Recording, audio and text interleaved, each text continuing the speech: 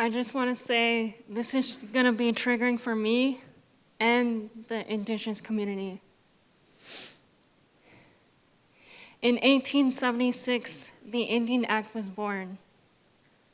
The Indian Act was made to assimilate, change Indigenous peoples into the mainstream society and contain policies intended to get rid of our culture, our way of life, our values, economics, and change the way we govern ourselves. The Indian Act was made to assimilate Indigenous. The Indian Act was essentially paper that had rules and treaties that were made to separate the Euro-Canadian lifestyle from the savage ways. Get rid of the Indian problem. Indigenous people weren't allowed to express in a way we were comfortable in. The ways that were passed down by generations. Our families, homes, and identity was taken away. Today, I'm a walking dream for my ancestors. Today, I practice my culture and native tongue. I am proud of who I am, and no one can take that away from me. Danse Michelle Chubb Nisanigasan. Bona bona be Cree Nation Uche Nina. Uta Inuigan Winnipeg Agua. Hello, how are you?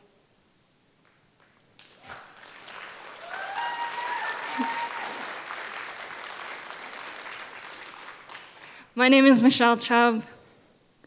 I am from Bona Bona Be Cree Nation, born and now living in Winnipeg. My pronouns are she and her. I am 25 and a new mother.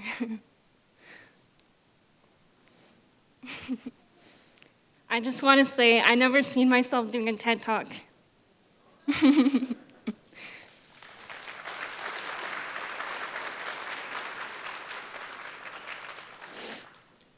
Little me believed all the stereotypes that were projected onto her. She didn't have much aspirations. Growing up, it felt like I was living in two worlds. One part of me knew how to go on autopilot mode, and the other knew when to come out when she was comfortable. My parents were moving back and forth from the res to the city and stopped when I was in grade 1. I remember we were struggling a lot living in the city. A lot of challenges were thrown at us, from racism to being belittled. One time in school, I was hanging out with old friends in a circle, just talking about school talk. And then one of them asked how we say grandma. They were saying granny, grandma, nana. And then they all looked at me, waiting for me to say mine. Kukam. It went quiet that the background noise became clear. And after that, I never said anything about myself or culture unless someone brought it up or was curious, because they thought it sounded weird.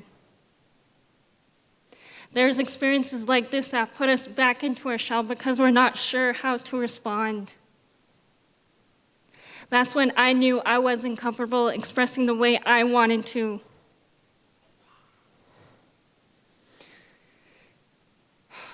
I was just a kid who wanted to fit in somewhere.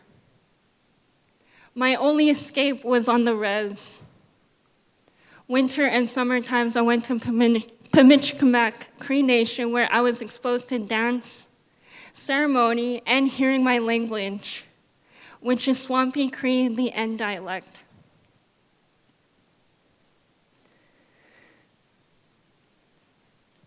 My family on my mother's side follow the sacred traditional red road, the way of the sweetgrass. My people have an oral culture, a people of sacred protocol.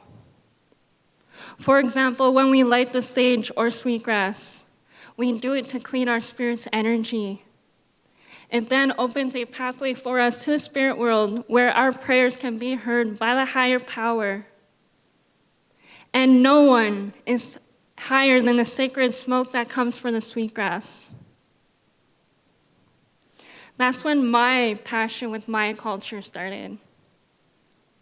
When I was 6 or 7 years old, my aunties had made me a blue and white jingle dress and taught me how to dance.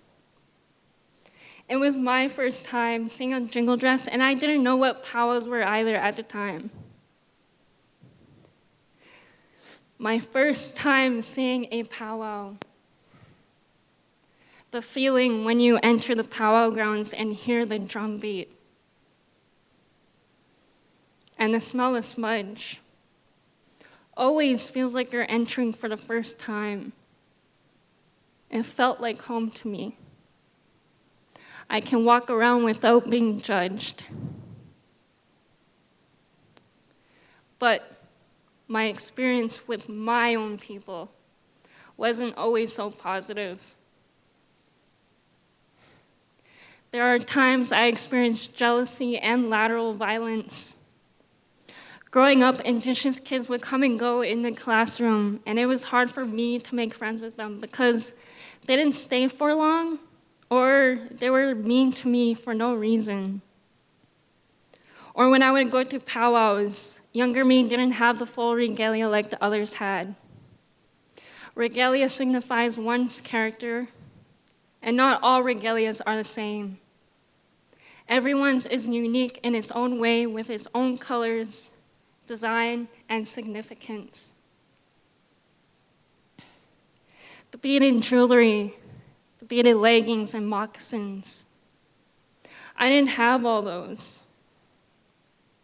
I was grateful for what I did have to dance powwow. But I felt judged for not having a full regalia, or my footwork wasn't good enough.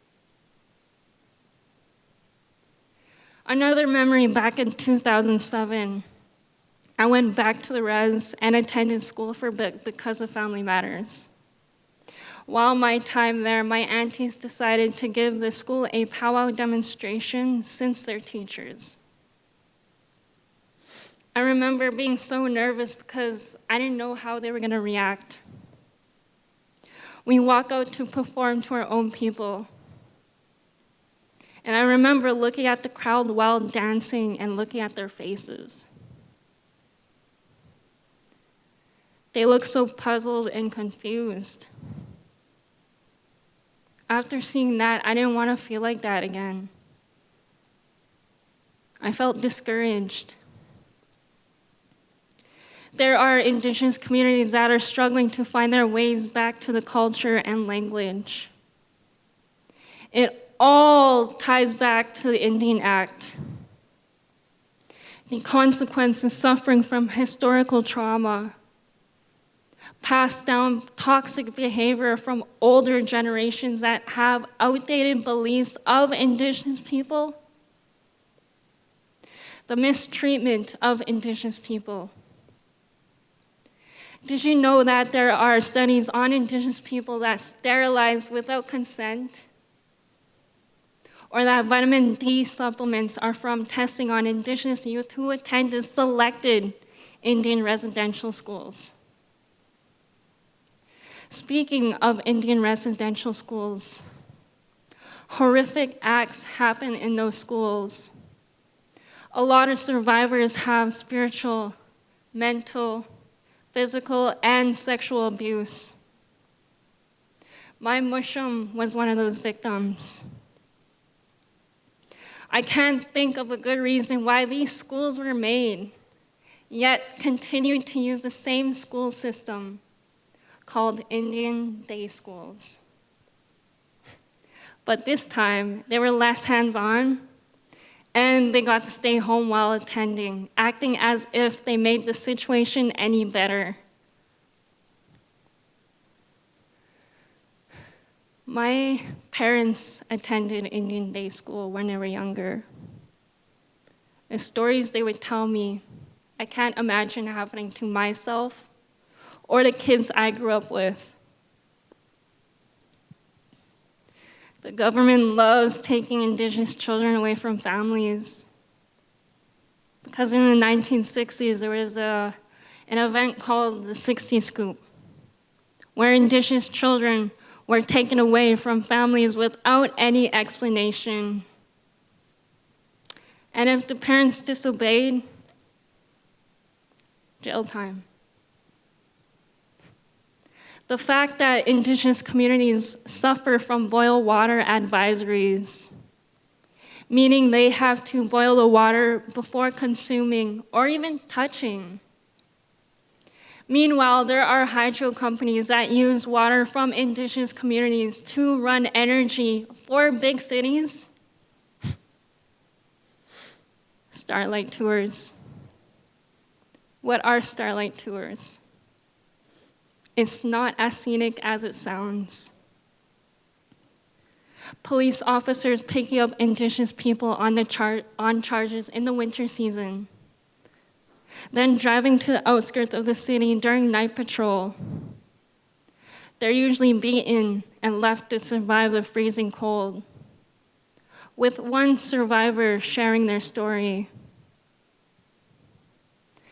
There are articles and stories about Indigenous women expressing their experiences with the taxi cab companies. Indigenous women can't take cabs or taxis around Winnipeg without having the fear of being taken or missing. Speaking of missing and murdered Indigenous women, girls, and Two-Spirit Plus. It's a movement to bring awareness of the disproportionate, alarming rate of missing and murdered cases around North America of Indigenous women, girls, and Two-Spirit victims. This is our reality of Indigenous people. Targets on our backs and having the fear of being the next victim. There are experiences like this that make me question about the whole root of dehumanizing Indigenous people. But I'm here to tell you why I'm changing that narrative. Going back to my roots and reconnecting with my culture. Holding that vision of helping out my own people because of the mistreatment. Back in 2020, I was scrolling through TikTok and noticed non-Indigenous people speaking for us and spreading misinformation. So I took it in my own hands to be a voice for my people. At first, I got a lot of racism. And once I got through that, I gained supporters from all over the world, even encouraging those people to express their true selves that have been hiding. This journey I've been on hasn't been an easy one. There are so many times I wanted to give up. So many obstacles get thrown at you to see if you have what it takes for what you really want in life. I really want a change in the Indigenous community. By doing that, I amplify the same problems I've listed to you, hoping for somebody to finally care to listen while showing my culture and finally feeling comfortable in my own skin. I am tired of hiding my identity. I am taking my power back. Agose.